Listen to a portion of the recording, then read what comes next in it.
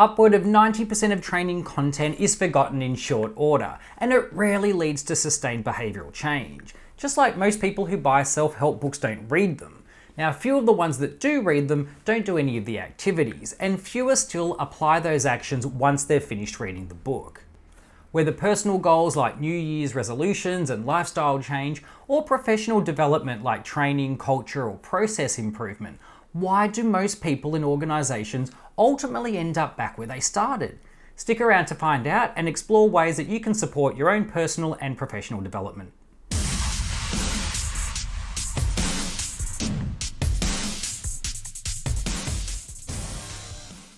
Ahoy, Peter here from Bryter Training, and in today's video we look at a few key reasons why most attempts at personal or professional development fail.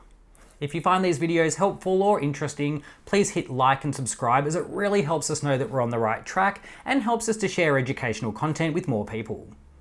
If training and personal development is so important and useful, then why don't more people follow through with what they learn? It's more common than people care to admit. They attend a training program and 6 months later, if I explore what they remember or how they integrated it, the results are kind of dismal. Not that they didn't intend to, but 99% of the time, people only remember one or two general concepts that really resonated with them, but it hasn't resulted in entirely new skills and habits, so it's a waste of time and money.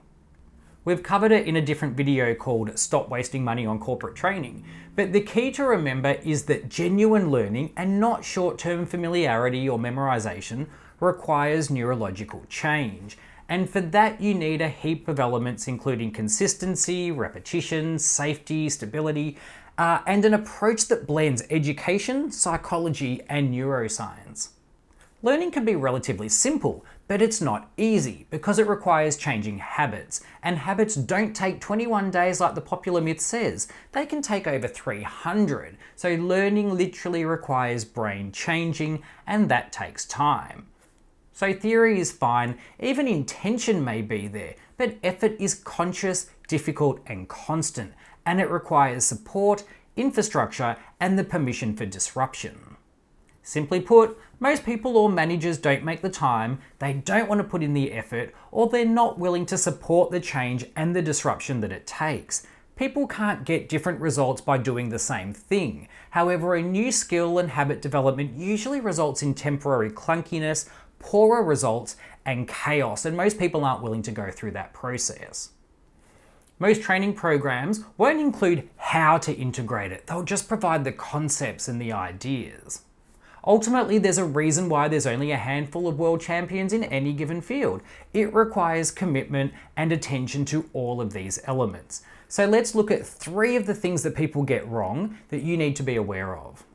First, we have something called false hope syndrome. People who start reading self-help books or attending corporate training are similar to people making New Year's resolutions. Now, the act of reading the book or attending a seminar provides the illusion of change. You fantasize about how much better your life will be, your body fills with happy chemicals and you get high. The more you read and the more cool stuff you explore, the better you feel about yourself. The book or the program provides you with a tremendous reward, even though you haven't done any actual work.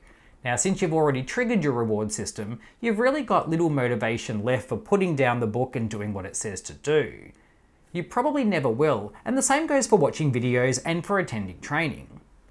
Add to that the concept of cognitive dissonance, and you can watch our video on this if you're unfamiliar with it. Suffice to say, people have a tremendous capacity for denial and delusion if it means maintaining their existing beliefs and habits. So we justify not changing, or we delude ourselves that we've changed just from attending a course or reading a book. I've attended a leadership course, I'm a leader now.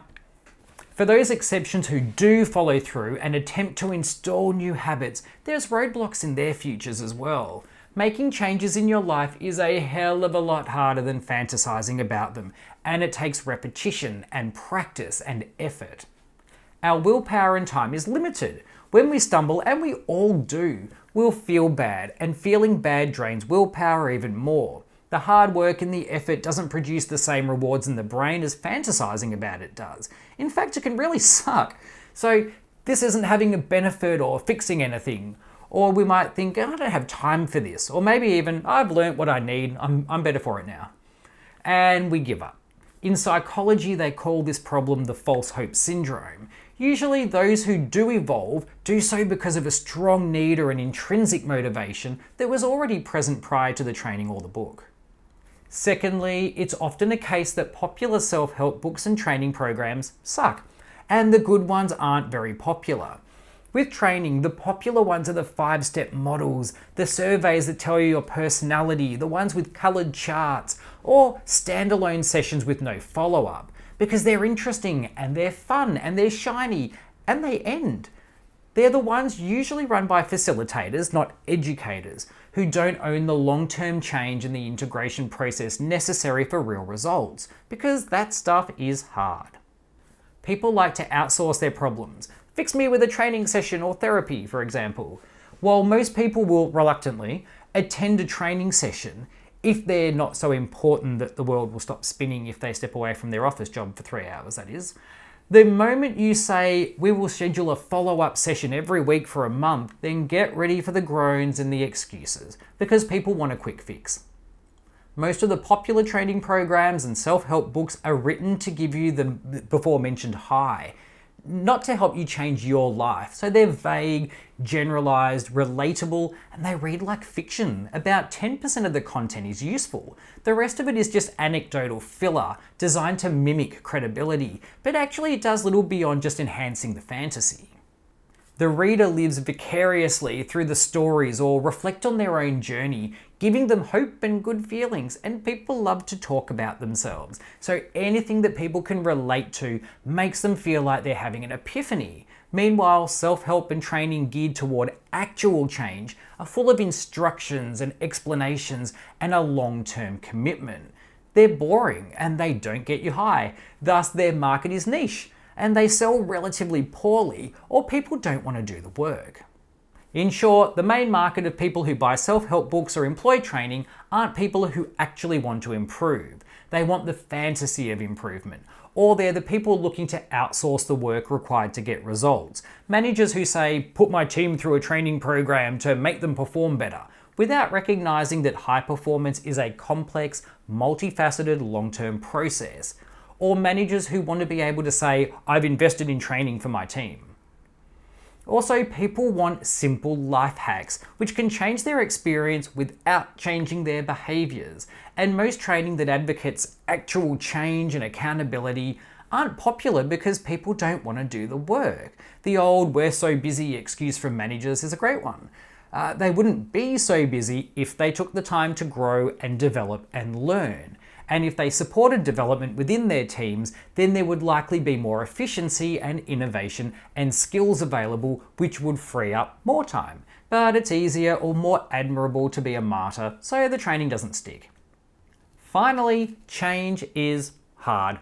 Even when someone's not living in fantasy land and genuinely wants to improve their life, change is hard. It often involves changing behaviors and relationships that are bad influences. It can involve giving up or changing lifelong habits. It means doing things that you don't want to do and putting yourself outside of your comfort zone. This is difficult even when you have a coach or a therapist or a support group, and doing it on your own or in an environment that doesn't actively support it is hard for even the most disciplined person. Sadly, we should expect success to be an exception, not the rule, and it is. If you want to see lasting personal and professional development and improvement, then content needs to be delivered in ways that align with psychology and neurology of learning. A fun or friendly facilitator doesn't automatically equal an effective educator. And for learning to occur, not just temporary memorization or general awareness, there needs to be processes put in place to drive repetition, revision, and practice. There also needs to be an environment and support from leadership or social groups where the new skills can be actively applied and revisited. Otherwise, training or self-help just become the often heard, "Oh yes, I read that book a while ago," or "I attended that leadership program last year and it was interesting." But the only sustained benefit and change is imaginary. So if you want effective training based on contemporary educational, psychological, neurological principles of learning which will support lasting behavioural and skill development, then you really should contact Bryter Training so that we can explore your current challenges and goals and create programs designed to help you and your teams meet your personal and professional objectives. Our contact details can be found in the description section of the video. Let us know in the comments your own experience in attending training or taking on personal development initiatives and what works and what doesn't. Thanks again for watching and have a great day.